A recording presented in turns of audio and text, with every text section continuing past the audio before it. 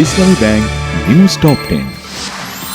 মিরপুর শহীদ বুদ্ধিজীবী স্মৃতিসৌধে জাতির শ্রেষ্ঠ সন্তানদের প্রতি শ্রদ্ধা জানিয়েছেন রাষ্ট্রপতি মোহাম্মদ শাহাবুদ্দিন ও প্রধান উপদেষ্টা ডক্টর মোহাম্মদ ইউনূস। শ্রদ্ধা জানিয়েছেন প্রধান বিচারপতি এবং উপদেষ্টা পরিষদের সদস্যরা। শহীদ বুদ্ধিজীবী দিবসে জাতির শ্রেষ্ঠ সন্তানদের প্রতি শ্রদ্ধা জানিয়েছে বিএনপি। রাজারবাগ বুদ্ধিজীবী স্মৃতিসৌধে রাজনীতিবিদ সহ সর্বস্তরের মানুষের শ্রদ্ধা। জননিরাপত্তায় সরকারের দুর্বলতা আছে, নির্বাচন বানচাল করতে সন্ত্রাসী কার্যক্রম চালানো হচ্ছে, হাদির মতো আরও অনেকে আছে হিট লিস্টে, বলেছেন নাহিদ ইসলাম ও আসিফ মাহমুদ। বিএনপি মহাসচিব মির্জা ফখরুল ইসলাম আলমগীর বলেছেন, এবারের জাতীয় নির্বাচন হবে উদার গণতান্ত্রিক দল ও স্বাধীনতা বিরোধী দলের মধ্যে।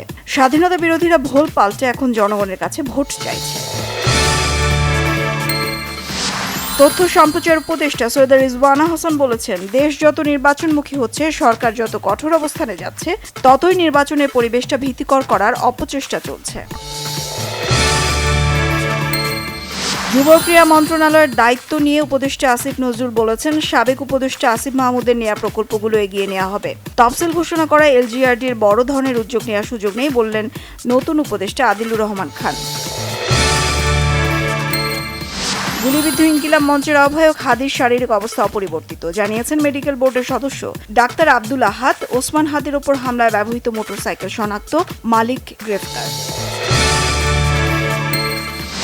সুদানের জাতিসংঘ ঘাঁটিতে সন্ত্রাসী হামলায় বাংলাদেশ সেনাবাহিনীর 6 শান্তিরক্ষী নিহত, তীব্র নিন্দা জানিয়েছেন জাতিসংঘের মহাসচিব। যুক্তরাষ্ট্রের রোড আইল্যান্ডে ব্রাউন ইউনিভার্সিটির ক্যাম্পাসে গোলাগুলির ঘটনায় 2 জন নিহত, গুরুতর আহত আরও 9 জন।